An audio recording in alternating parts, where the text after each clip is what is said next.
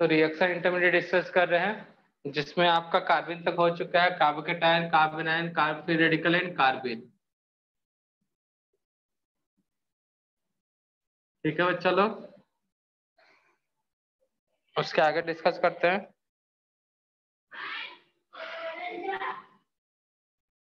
Fourth fifth number में नाइट्रेंस।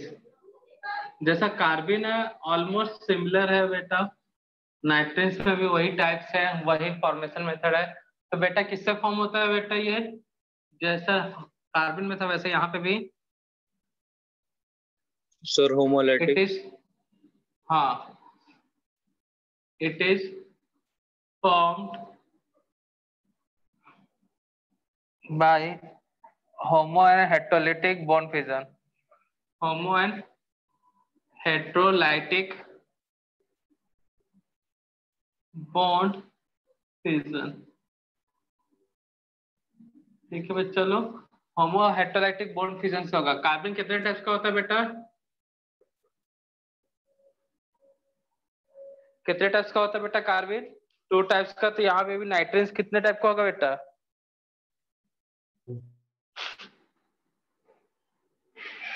नाइट्रेंस पे कितने टाइप्स का होगा बच्चा, 2 टाइप्स का।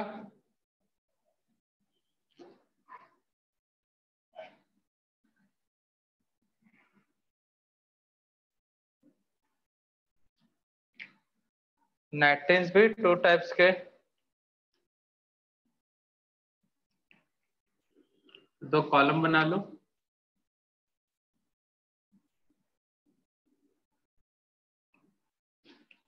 Singlet नाइट्रेन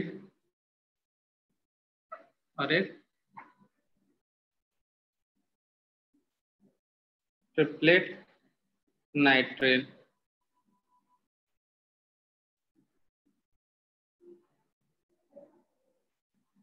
singlet nitrene and triplet नाइट्रेन।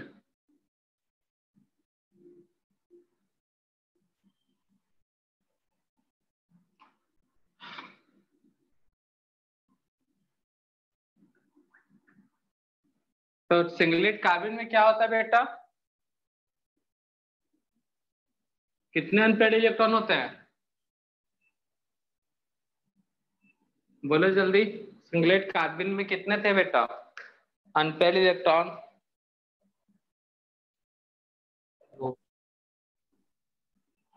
कितने थे बच्चा लोग, 0 थे। 1 लोन पेयर था, ठीक है, लेकिन अनपेड इलेक्ट्रॉन कितने थे, 0। तो यहाँ पे भी all electrons are paired, that means unpaired electron 0।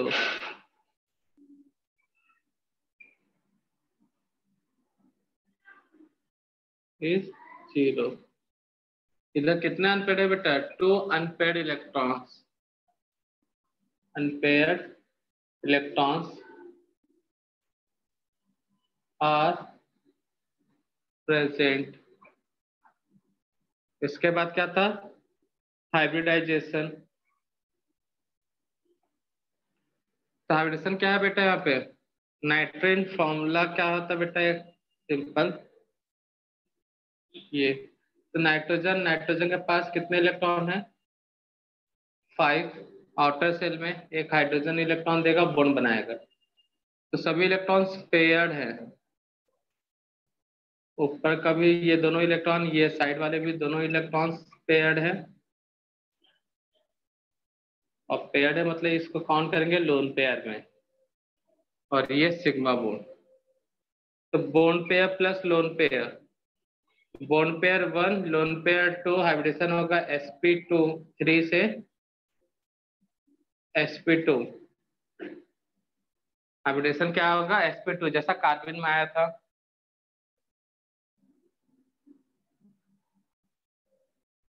जब अनपेयर इलेक्ट्रॉन 2 हो,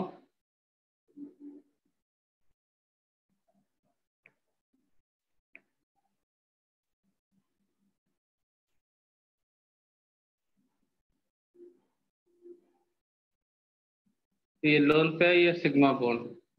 इसका मतलब कहने का मतलब है दोनों इलेक्ट्रॉन्स कैसे हैं बेटा, अनपेयर्ड। मतलब दोनों साथ साथ हो भी सकते हैं, नहीं भी हो सकते, लेकिन दोनों पेयर्ड नहीं होंगे। या तो दोनों क्लॉकवाइज होंगे या फिर दोनों एंटी क्लॉकवाइज, तभी तो अनपेयर्ड रहेंगे। तो bone pair plus lone pair, bone pair 1 lone pair 1, तो 2 2 से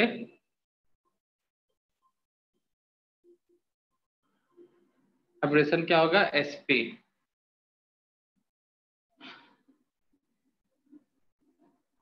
स्ट्रक्चर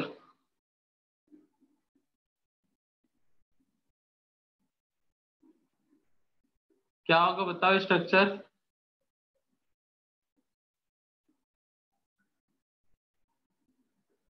सिंगलेट में क्या होगा स्ट्रक्चर बेटा, sp2 विथ 2 लोन पेयर। दोनों का स्ट्रक्चर सेम लीनियर बेटा, दो एलिमेंट है आपस में कनेक्टेड है तो हमेशा लीनियर ही होगा स्ट्रक्चर। इतना दिमाग लगाने में क्या दिक्कत है, यहाँ पे भी स्ट्रक्चर होगा linear.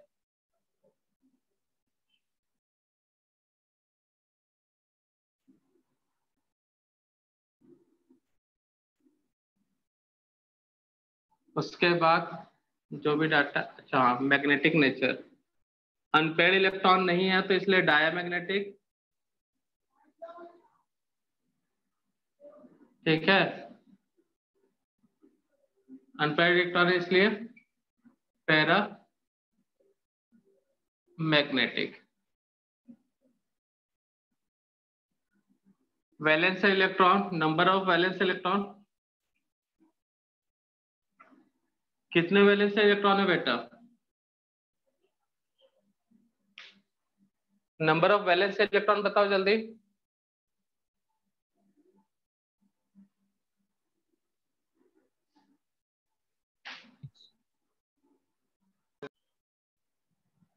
6। Number of valence electron 6, 1 2 3 4 5 6 या 1 2 3 4 5 6। तो इलेक्ट्रॉन डेफिशिएंट है, मतलब it is electron deficient species. तो इलेक्ट्रॉन डेफिशिएंट है तो क्या होता है बेटा, वो hence act as a electrophile. Good electrophile, और इलेक्ट्रोफाइल के साथ साथ Lewis base, sorry acid.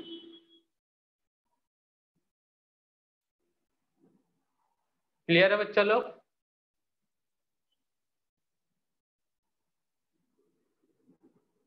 Sir next 6 number है, हाँ बेटा। सर टेट्रानाइट्राइल में आपने जो स्ट्रक्चर बनाया उसमें इलेक्ट्रॉन अलग अलग चाहिए ना।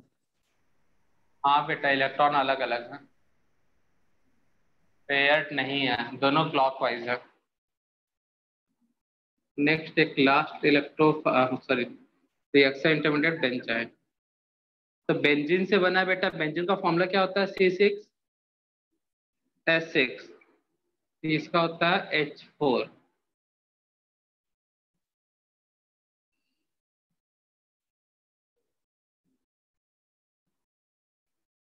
और क्या बोल सकते हैं बेटा,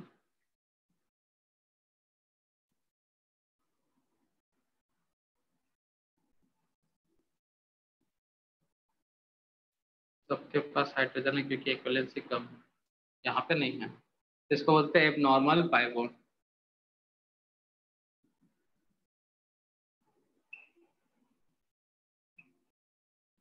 इस बॉन्ड में स्टेरिक स्ट्रेन, मतलब बॉन्ड जो बॉन्ड स्ट्रेन बहुत ज्यादा होता है, इसलिए ये हाईली अनस्टेबल होगा।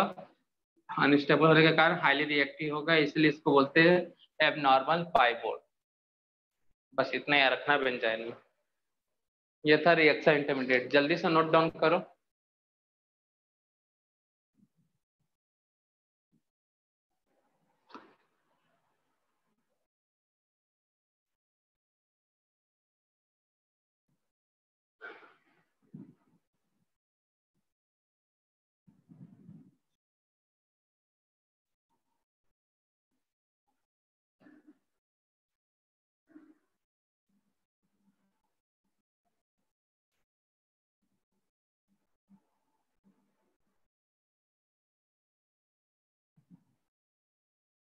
नोट डाउन करो जल्दी से सब।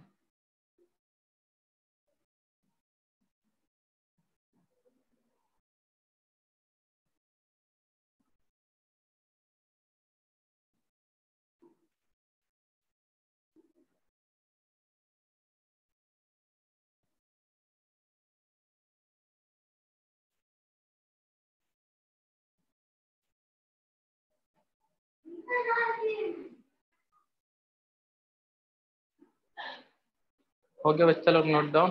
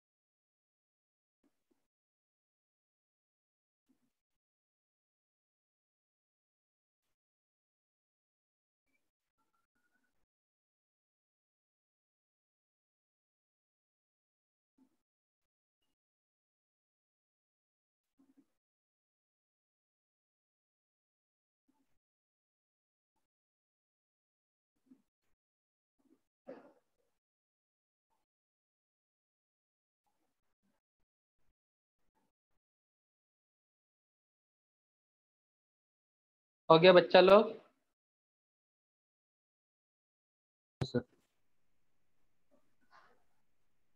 तो ये था रिएक्शन इंटरमीडिएट।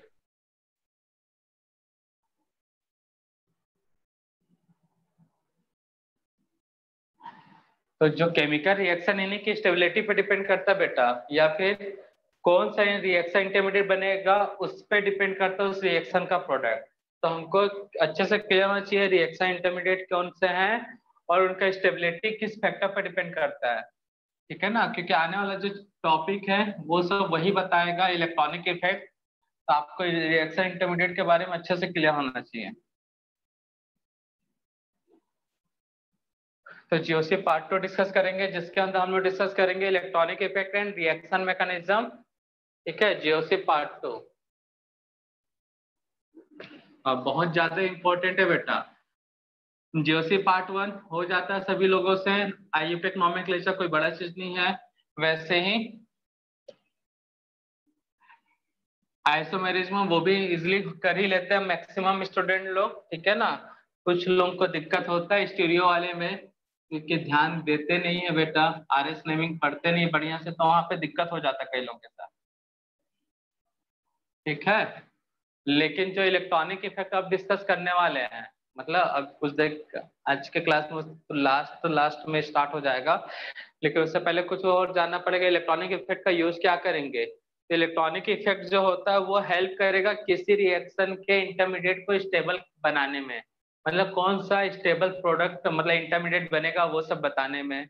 उसके बाद ये बताएगा अगर कोई एसिड है तो उसका एसिडिक स्ट्रेंथ क्या होगा, कोई बेस है तो बेसिक स्ट्रेंथ क्या होगा, ये सब बताता है रिएक्शन इंटरमीडिएट। तो रिएक्शन इंटरमीडिएट पढ़ने से पहले कुछ नोट वाली चीजें, जैसे रिएक्शन इंटरमीडिएट हम लोग क्या क्या डिस्कस किया बेटा स्टार्टिंग में, उनकी स्टेबिलिटी को भी बताता है, तो उससे रिलेटेड नोट। तो सबसे पहले कौन सा रिएक्शन इंटरमीडिएट डिस्कस किए थे हम लोग बेटा? स्टार्टिंग में कौन कौन सा रिएक्शन इंटरमीडिएट डिस्कस किया बोलो? Carbocation and carb free radical. दोनों इलेक्ट्रॉन डेफिशिएंट है या रिच है बेटा?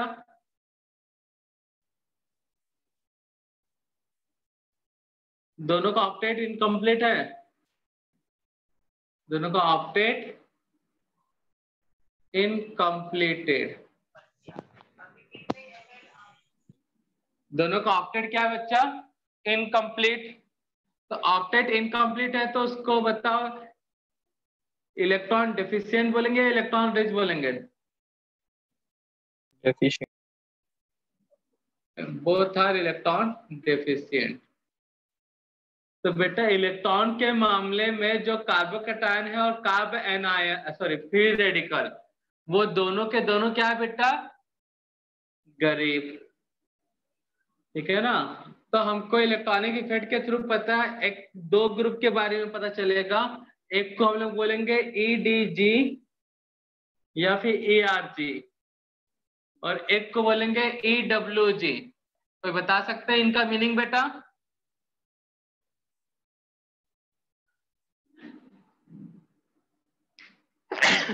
इनका मीनिंग कोई बता सकता है बेटा? कभी टेक्स्ट बुक पलटाए होगे तो पता होगा, किसी को शायद गलती से टकरा गया होगा ये वर्ड। कोई नहीं है क्लास में, मतलब कोई नहीं पढ़ता घर में टेक्स्ट बुक। तो EDG मतलब electron donating group, electron donating group. और चलो सही पहुंच गया, बस डी के मीनिंग गलत कर दिया। Electron releasing group, electron donating group, electron releasing group मतलब ये इलेक्ट्रॉन देगा। तो EWG क्या होगा बेटा? एक इलेक्ट्रॉन दे रहा तो एक इलेक्ट्रॉन लेगा, तो कौन सा होगा? पूरा फुल नेम बताओ। Electron withdrawing group. Very good. तो यह इलेक्ट्रॉन डोनेटिंग, रिलीजिंग, यह है विड्रॉइंग ग्रुप। तो कार्बोकैटायन ठहरा बेटा गरीब, क्योंकि ऑक्टेट इनकम्प्लीट है। तो गरीबी को दूर कैसा किया जाता है बेटा? कोई गरीब दिख रहा है, उसके गरीबी को दूर करना है तो क्या करोगे? उस गरीब को मार डालोगे, हटाओ, कार्बोकैटायन ही नहीं बनाएंगे। कैसे दूर करोगे बताओ? पैसे दोगे बेटा उसको, दोगे ना, ताकि कुछ अपना खर्चा पानी चला सके।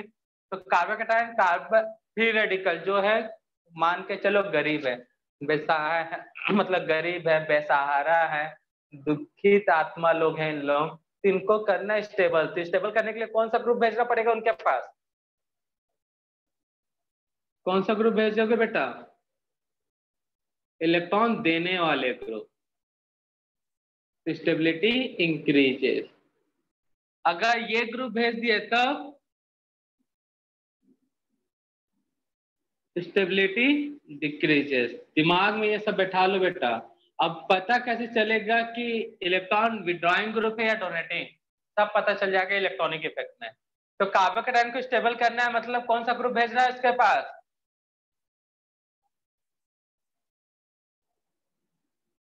कौन से ग्रुप भेजना है बेटा? Carbocation and carb free radical, direct proportional to electron donating group, inversely proportional to electron withdrawing group. ये रिलेशन पता होना चाहिए। कार्बोकैटायन गरीब है, उसके गरीबी को दूर करना है, इलेक्ट्रॉन डोनेटिंग ग्रुप भेजना उसके पास। अब बात करते हैं कार्ब एनायन। किसकी बात करो मैं? Carb anion. कैसा है बेटा ये? इलेक्ट्रॉन रिच या डेफिशिएंट? ऑक्टेट कंप्लीटेड, ठीक है ना, but it contain negative charge. इसको क्या बोलेंगे बेटा? That means it is electron rich. ठीक है, ये इलेक्ट्रॉन रिच है, तो इसके पास कौन सा ग्रुप भेजा जाए बेटा? इलेक्ट्रॉन डोनेटिंग या फिर इलेक्ट्रॉन विड्रॉइंग? कौन सा ग्रुप इसकी स्टेबिलिटी को इनहांस करेगा, कौन सा डिक्रीज करेगा? तो बेटा कार्ब एनायन के पास नेगेटिव चार्ज है, तो नेगेटिव चार्ज मतलब एक तरह का बोझ है बेटा। तो कोई बंदा बोझ लेकर चल रहा है, तो उसके बोझ को कम करना तो क्या करोगे? उसका बोझ बढ़ा दोगे, मतलब नेगेटिव चार्ज इंक्रीज कर दोगे, या उससे बोझ कम कर दोगे, मतलब नेगेटिव चार्ज डिक्रीज कर दोगे। दोनों में से क्या करोगे? उसका बोझ को कम करना, उसका बोझ को हटा दोगे ना बेटा। कम करने आता है ना, पता चला सब बोझ हटाना, अच्छा तो उस पर 2-3 किलो और लाद दिए, ऐसा होगा क्या? तो इसके बोझ को कम करना मतलब कौन सा ग्रुप भेजना पड़ेगा? इलेक्ट्रॉन विड्रॉइंग ग्रुप, जिससे वो चार्ज हट जाए। चार्ज हटे तो मान लो स्टेबल। तो क्या होगा बेटा इसमें? स्टेबिलिटी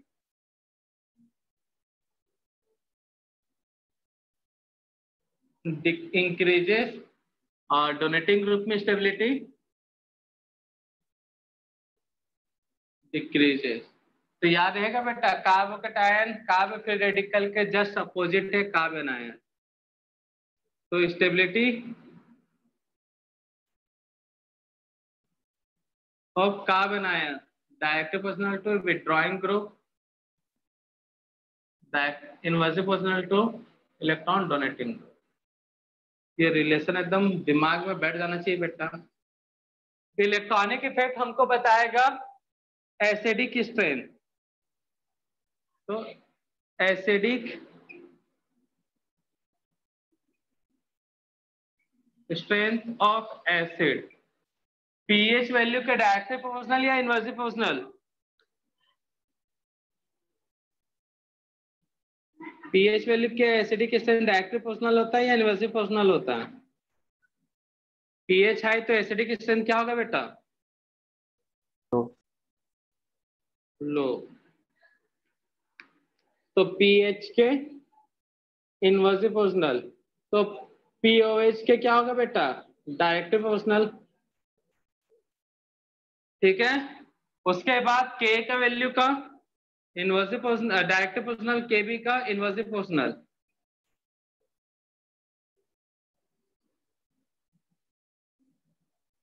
और पीकेबी के इनवर्सली प्रोपोर्शनल और पीकेबी के directly.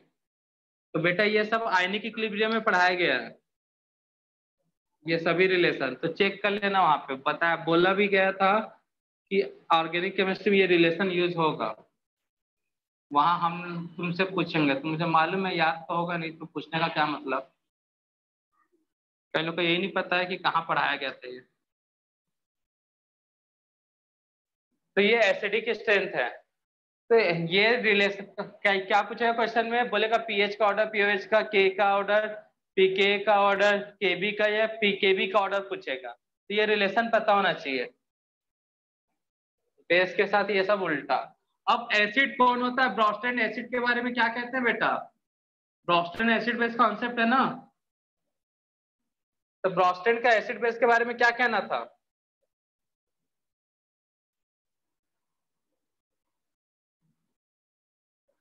According to Bronsted acid base concept, acid क्या होता है बेटा?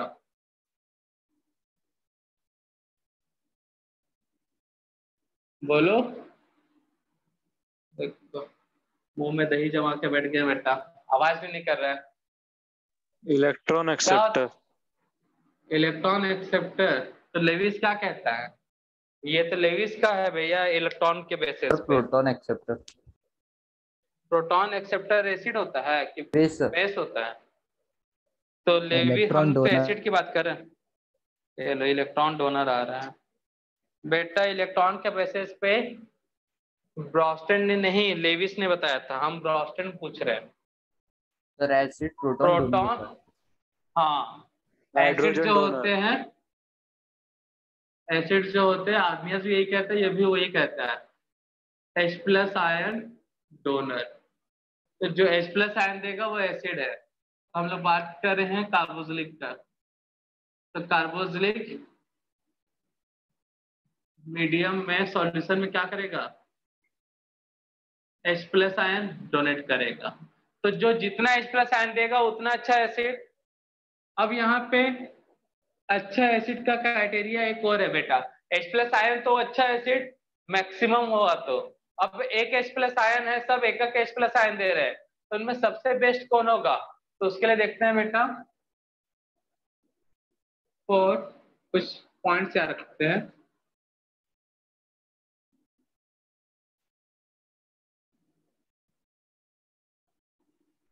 तो पॉइंट 1, और गुड एसिड, तो गुड एसिड के लिए क्या होना चाहिए? Positive charge magnitude of H+ hydrogen ion is very high. अच्छा एसिड कब होगा बेटा? अच्छे एसिड के लिए क्राइटेरिया क्या है बेटा? पॉजिटिव चार्ज का मैग्नीट्यूड क्या होना चाहिए? हाई। तो ये हाइड्रोजन पे जो पॉजिटिव चार्ज है, ये हाई कैसे हो सकता है बेटा? इसको प्लस चार्ज को और कौन बढ़ा सकता है? इलेक्ट्रॉन डोनेटिंग ग्रुप या फिर विड्रॉइंग ग्रुप?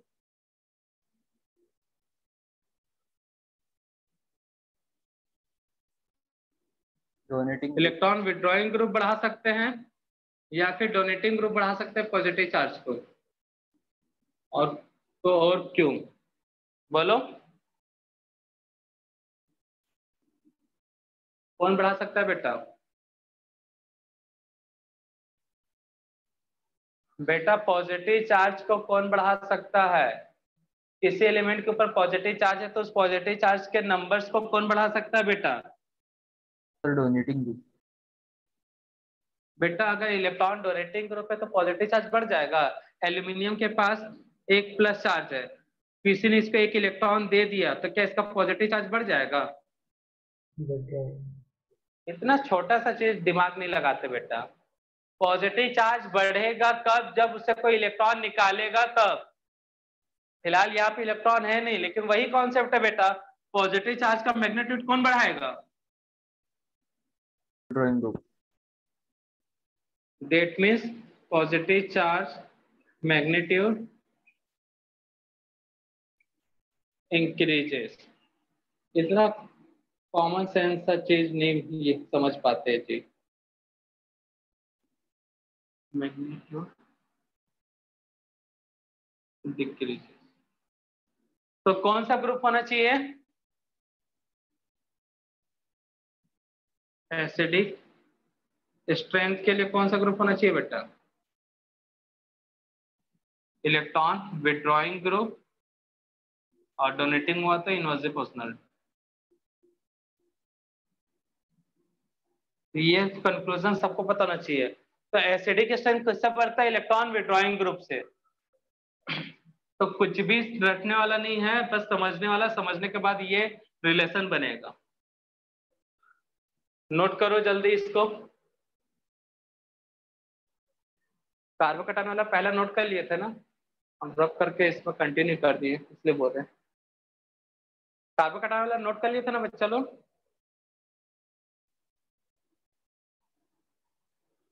चलो जल्दी से नोट करो इसको, सेकेंड और थर्ड वाला भी। इनके बिना आगे कुछ नहीं हो पाएगा बेटा। रिलेशन एकदम सबका एकदम दिमाग में बैठा होना चाहिए, और कोई बड़ा चीज नहीं है। जो H+ आयन देगा वो एसिड है। H+ आयन में जिसका मैग्नीट्यूड पॉजिटिव चार्ज हाई होगा, ठीक है ना, तो जितना ज्यादा पॉजिटिव चार्ज हाई उतना अच्छा एसिड। और पॉजिटिव चार्ज को कौन बढ़ा सकता है? कोई इलेक्ट्रॉन रिमूव करने वाला ग्रुप। सर H+ का पॉजिटिव चार्ज बढ़ेगा कैसे, क्योंकि एक इलेक्ट्रॉन तो पहले लूज कर चुका है ना। लो, यही तो बात हो जाता है बेटा समझने में। बेटा हमने स्टार्टिंग में बोल दिया एक इलेक्ट्रॉन है, पॉजिटिव चार्ज बढ़ेगा नहीं। यहाँ पे हम लोग मैग्नीट्यूड कर रहे हैं। मैग्नीट्यूड करने का मतलब ये प्लस चार्ज जितना है तो ये प्लस चार्ज जितना बड़ा, ठीक है ना बेटा। कोई फैमिली गरीब है, उसके यहाँ 2 लोग हैं खाने के लिए, खान रहने मतलब उस फैमिली में। एक फैमिली और गरीब है, उसके यहाँ 5 लोग हैं, तो बताओ किसको ज्यादा गरीब कहोगे? 2 मेंबर वाले को या 5 मेंबर वाले को? दोनों के यहाँ खाने के लिए कुछ नहीं है। तुमको बोला जाएगा तो तुम्हारे दिमाग में पहला सबसे ज्यादा गरीब कौन आएगा? जहाँ पे 2 लोग हैं या जहाँ पे 5 लोग हैं? 5 लोग। क्यों? दोनों के पास खाने के लिए कुछ नहीं है ना, रहने मतलब रहने के लिए मान लो घर है, दोनों के पास खाने के लिए नहीं है, फिर भी तुम बोल रहे 5 वाले गरीब है, तो क्यों गरीब है? ज्यादा हो। ज्यादा लोग हैं, तो बस यहीं पे ये भी बात हो रहा है। चार्ज तो एक ही रहेगा बेटा, लेकिन मैग्नीट्यूड कौन बढ़ाएगा?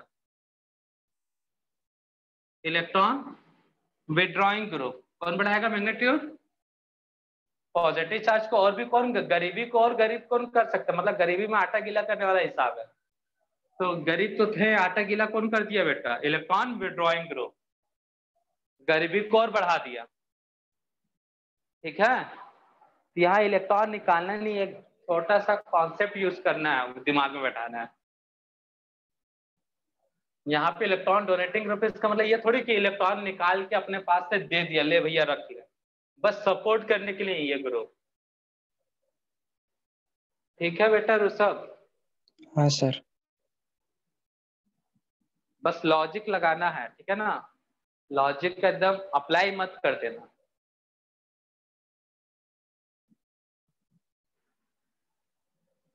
तो पॉजिटिव चार्ज का मैग्नीट्यूड मतलब समझे ना बेटा, जितने ज्यादा विड्रॉइंग ग्रुप उतना ज्यादा मैग्नीट्यूड मतलब प्लस चार्ज बड़ा रहेगा।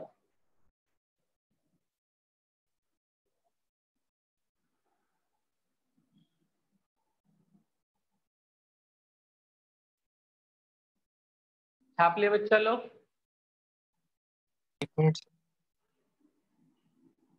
तो कार्बोक्सिलिक का एसिडिक ऑर्डर पूछा जाता है बेटा,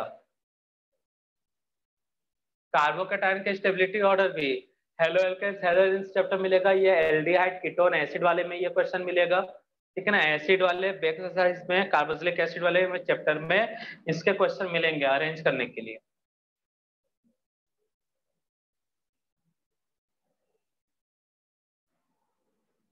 तो पढ़ नोट करते जाओ, ये सब याद रखना अच्छे से। हो गया बच्चे लोग यहाँ तक नोट? जल्दी नोट करो भाई, आँख हमारे आँख में इन्फेक्शन हो गया है, एकदम बहुत गड़ रहा है। देखो कल क्लास ले पाएंगे कि नहीं ले पाएंगे, ठीक हो जाएगा तो कल क्लास लेंगे, आज स्टार्टिंग इसलिए चला रहे हैं।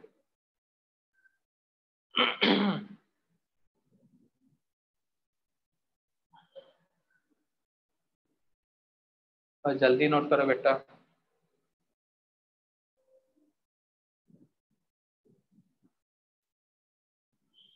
सर एक साइड का रब कर दो।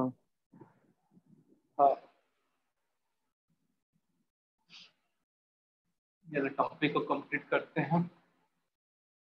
अब एसिडिक ऑर्डर यहाँ पे अमीन्स वाला चैप्टर जब पढ़ोगे 12th में, ठीक है ना, nitrogen containing organic compound amines वाले जब पढ़ोगे तब वहां पे भी इसके क्वेश्चन बनते हैं। तो अमीन्स मतलब नाइट्रोजन, नाइट्रोजन वाला जो कंपाउंड होता है लेविस के अकॉर्डिंग क्या होता है बेटा,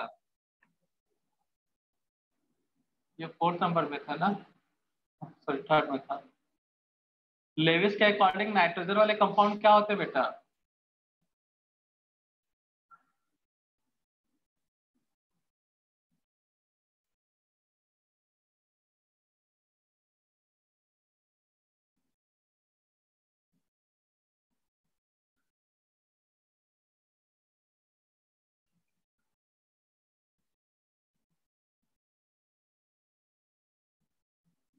बेस होते हैं बेटा, नाइट्रोजन के पास लोन पेयर होता है ना, नाइट्रोजन कंपाउंड में generally according to Lewis NH3 and its derivative are good base. According to Lewis, NH3 and its derivative मतलब उनसे बने हुए कंपाउंड बहुत अच्छे बेस होते हैं। तो क्यों बेस होते हैं बेटा? लेविस को बेस कब पता चलता है वो बेस होगा? लेविस को पता कब चलेगा कि वो बेस है? जब गाना बजेगा बेबी को बेस पसंद है तब। कब पता चलेगा बेटा?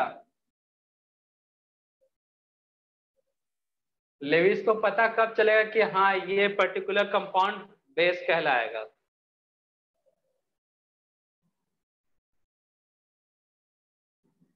क्या डोनेट करते हैं बेटा हम लोग? Lone pair electron. क्या डोनेट कर सकते हैं हम लोग? Lone pair electron. याद रखना बेटा। तो NH3 लोन पेयर नाइट्रोजन का कंपाउंड है, इसके डेरिवेटिव अमीन्स नाइट्रोजन के कंपाउंड, ठीक है ना बेटा? तो ये सब बेस है, ये सब क्या है बेटा? Lewis base. तो बेसिक स्ट्रेंथ को कौन बढ़ाएगा?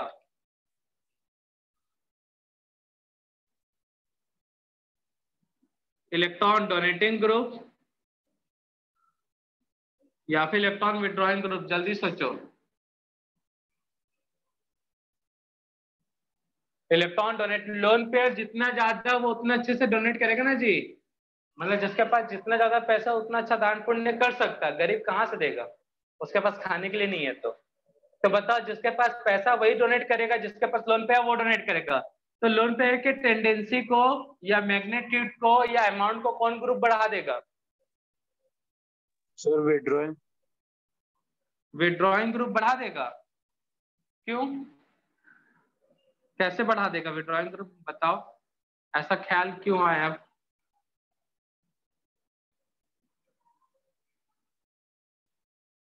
बेटा विड्रॉइंग ग्रुप का नाम ही वैसा है, विड्रॉ करने वाला, इलेक्ट्रॉन निकालने वाला। तो बेटा लोन पेयर भी तो इलेक्ट्रॉन है ना, ऐसा क्यों सोच लेते हो यार? लोन पेयर मतलब इलेक्ट्रॉन, इलेक्ट्रॉन निकालने वाला ही इलेक्ट्रॉन को बढ़ा देगा। मतलब जिस घर में चोर है उसी घर में क्या मतलब चोरी नहीं होगा? मतलब जहां पे चोर ही रहते हैं वहां पे चोरी नहीं होगा, जहाँ पे साधु संत रहते हैं वहां पे चोरी होगा फिर तो। और डोनेटिंग ग्रुप इंक्रीज करेंगे बेसिक में। तो बेटा यहाँ पे लोन पेयर ज्यादा होना चाहिए, ज्यादा लोन पेयर ज्यादा इलेक्ट्रॉन डोनेट करेगा, तो लोन पेयर को बढ़ाता कौन है?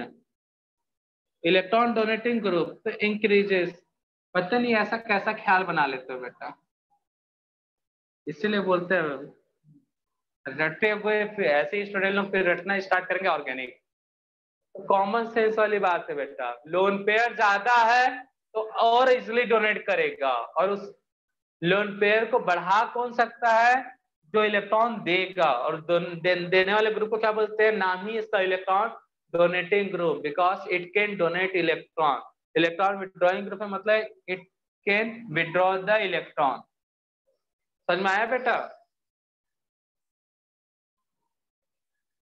तो ये सब रिलेशन एकदम दिमाग में बैठा लो, एसिडिक स्ट्रेंथ, बेसिक स्ट्रेंथ, ठीक है। उसके साथ साथ कार्बन कैटायन की स्टेबिलिटी, कार्बन आयन की स्टेबिलिटी नोट किए। नेक्स्ट यही सब क्वेश्चन बनेगा बेटा ऑर्गेनिक केमिस्ट्री में यहाँ से।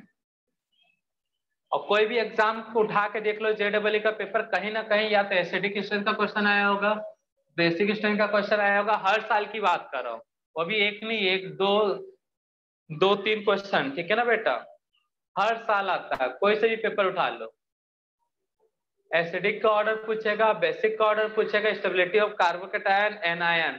कार्बोकेटायन की स्टेबिलिटी की जगह पे SN1 SN2 पूछता है, क्या होगा बाद में पता चलेगा। इवन E2 पूछता है, मतलब डायरेक्टली या इनडायरेक्टली इनसे क्वेश्चन आता ही है। नोट कर लो बच्चा यहां तक जल्दी से।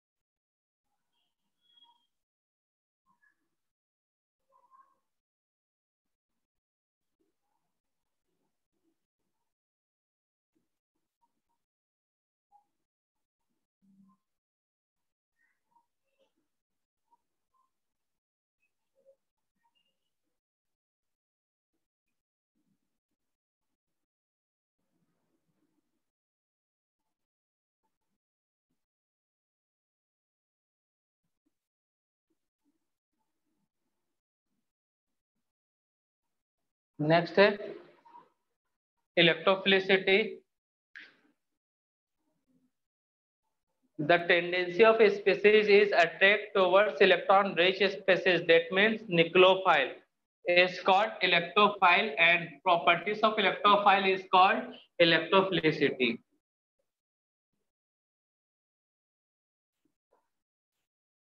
And properties of electrophile,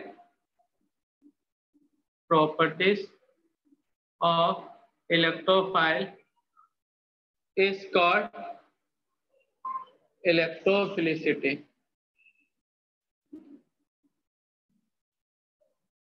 तो बेटा इलेक्ट्रोफाइल कैसे है बेटा? इलेक्ट्रॉन डेफिशिएंट होते हैं, ठीक है ना, पॉजिटिव चार्ज है बेटा, that means all electrophile, electrophile के लिए सिंबल होता है E+, आर इलेक्ट्रॉन डेफिशिएंट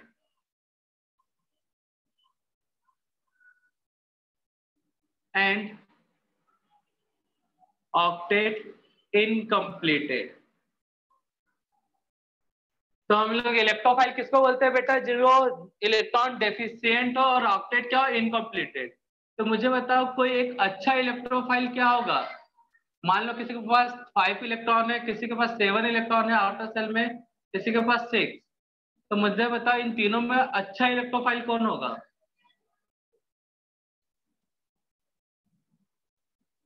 कौन अच्छा इलेक्ट्रोफाइल होगा बेटा। इलेक्ट्रोफाइल मतलब इलेक्ट्रॉन डेफिशिएंट है, ऑक्टेट इनकम्प्लीटेड है।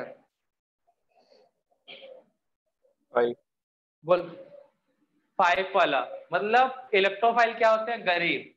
तो गरीब कौन अच्छा होगा, जो ज्यादा ही एक्चुअल में गरीब हो, मतलब कम से कम इलेक्ट्रॉन हो उसके पास। ठीक है ना बेटा। तो गरीबी को और गरीब कैसे किया जा सकता है बेटा, यहाँ पे ये समझना है। इलेक्ट्रोफाइल मतलब उसकी गरीबी को बढ़ाना है। कोई एलिमेंट गरीब है, ऑक्टेट इनकम्प्लीट, उसको और इनकम्प्लीट करवाना है। मान लो 6 इलेक्ट्रॉन तो उसको 5 कर देना है, 5 था तो 4 कर देना है, 4 है तो 3 कर देना है। मतलब इलेक्ट्रोफिलिसिटी बढ़ाना है, मतलब उसकी गरीबी बढ़ाना है। तो इलेक्ट्रोफिलिसिटी कैसे बढ़ाया जा सकता है बेटा। इलेक्ट्रोफिलिसिटी कैसे बढ़ा सकते हैं बोलो, इलेक्ट्रॉन डोनेट करा के या इलेक्ट्रॉन विड्रॉइंग ग्रुप ऐड करवाकर। विड्रॉइंग होगा। बताओ जल्दी। गरीबी को और गरीब बनाना मतलब बेटा उसमें इलेक्ट्रॉन विड्रॉ करने वाले ग्रुप चाहिए। ठीक है ना बेटा। तो इलेक्ट्रॉन विड्रॉइंग ग्रुप जितना ज्यादा होगा वो उतना अच्छा इलेक्ट्रोफाइल बनेगा। ठीक है। और डोनेटिंग ग्रुप होगा तो इलेक्ट्रोफिलिसिटी डिक्रीज हो जाता है। इसको भी याद रखना बेटा।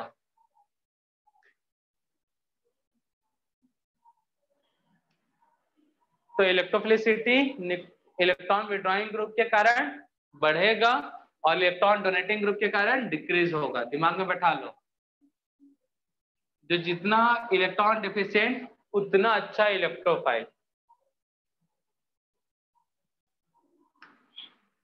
इसके क्वेश्चन एल्डिहाइड वाले चैप्टर में मिलेंगे।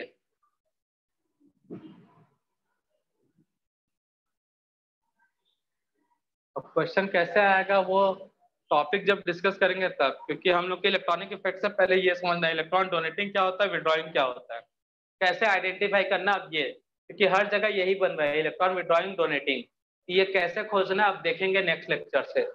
ठीक है ना बच्चा लोग, नोट डाउन कर लो यहाँ तक। आज बस इतना ही देखते हैं ना।